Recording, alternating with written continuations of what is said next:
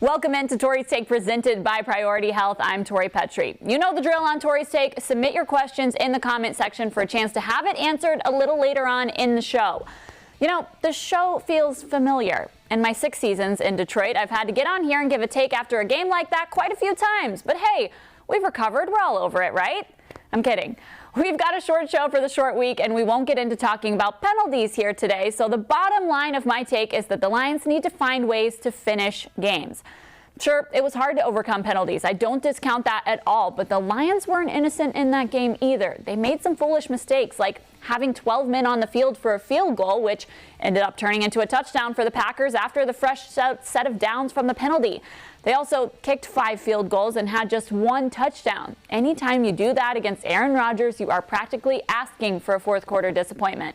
What did Darius Slay say last week? Rodgers is most dangerous when they hike the ball to him, which means he's always dangerous, even if he's without his best receivers. And even though it felt like the Lions played better throughout the majority of that game, you never really felt like they had put the Packers away. And there are just some teams and some quarterbacks where that is a risky move. And it came back to bite the Lions on Monday.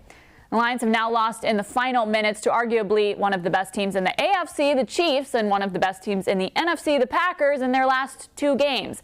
And while it's positive that they hung around with the best and that those are their only 2 losses this year, this team has the talent to be better than just hanging around. And hanging around but coming out on the short end of a few key plays isn't what's going to get you to the next level. You have to be able to finish. Now, the Lions need to win 8 out of the next 11 just to make it a 10-win season, and who knows if that will be enough for a playoff bid. But the team cannot get overwhelmed with that big picture right now. What they need to do is dust themselves off, put this Packers loss in a box on the shelf, and channel that energy into dominating their next opponent, and then the next one after that, and so forth. That Tim Tebow promise speech in 2008 type of energy. All right, I'm letting my inner Florida Gator show. We've got to get to the break, and while we do that, continue to send in those questions because we will be back in just a minute with the answers and the extra point. Last year, Mark finished last in his fantasy baseball league, so this year he brought his daughter to the draft. Him? Smart. Like choosing Priority Health Insurance. It's how smart people access a network that includes 97% of primary care doctors in Michigan. End zone. Caught! Oh, baby, what a catch! Oh, the football real fast. The Lions have got it! Gonna get hit. Gonna get sacked. Oh, this place is on fire now.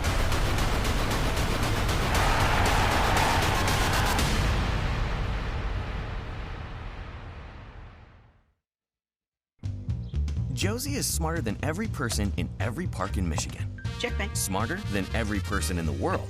That's smart. Like choosing Priority Health Insurance. Checkmate. It's how smart people access a network that includes 97% of primary care doctors in Michigan. Welcome back to Tori's Take Live, presented by Priority Health. This is the extra point part of the show where we take you around the league. I was just talking about using the energy from Monday's loss as motivation, and I don't think the Lions are looking for any more bulletin board material, but the Vikings are sure trying to provide it. Listen into Mike Zimmer's post-game speech from their win on Sunday, and listen closely to what Laquan Treadwell says after Zimmer says they need to go on the road and beat the Lions. And we need to go on the road and beat Detroit, all right? It's a big division game on the road. I'll see you Wednesday on the road. Easy, he said. All right, well then, moving on. Let's get to the questions part of the show. This first question is from Jay Gala. He asks, what's the mentality in the locker room after a tough loss like Monday? Well, Jay, the Lions have not spoken with the media yet since the game on Monday night. They had Tuesday off, and then today we will speak with them later on this afternoon. But Monday after the game, I can certainly speak for how they were feeling after that game, and it was definitely a somber locker room. You saw some players in the locker room where the media comes in and they were still in their pads, which is pretty unusual. They were just sitting there kind of stunned over what happened in Green Bay. They were certainly upset, and a lot of the players expressed their disgust, their disdain, their frustration with the media and talking about that game, and they were just really frustrated with how that game turned out. So They certainly have had some time now to rest up and, like we said, kind of put it in a little box and move on from it, which I know is what they are trying to do now. But I can certainly speak that on Monday night, they were not happy with the outcome of that game.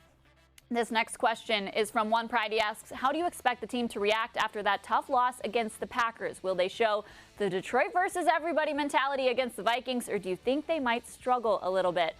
Well, this is where we will see what they are made of. This team cannot let this loss against the Packers linger with them. That would not be good for them at all. If they are the resilient and tough team that they say they are, they will take this loss to the Packers. They will rally in that Detroit versus everybody mentality. We heard that phrase a lot in the locker room after the game on Sunday. We've seen it online and social media this week. It's certainly a phrase that is on a lot of people's minds in Detroit this week. So you hope that the players are really adopting that mentality as well. And I would say that this team is known for their resiliency and their ability to get back up. So I think that's probably what they're doing right now, and I would be surprised if the effects from that loss against the Packers linger with them into Sunday. This question is from Blondie. They ask, which unit is more likely to decide the outcome of Sunday's game, the Vikings pass rush or the Lions secondary? I love this question because those are going to be two key units in this matchup on Sunday. That Vikings pass rush is always dominant. Mike Zimmer always has a good defense, and they've always been able to get after Matthew Stafford. Some of Stafford's most sacked games have come against the Vikings and that pass rush, and the Lions have got to look out for Griffin and Hunter on that pass rush on Sunday. So that's definitely going to be something that offensive line is going to be on their A game for.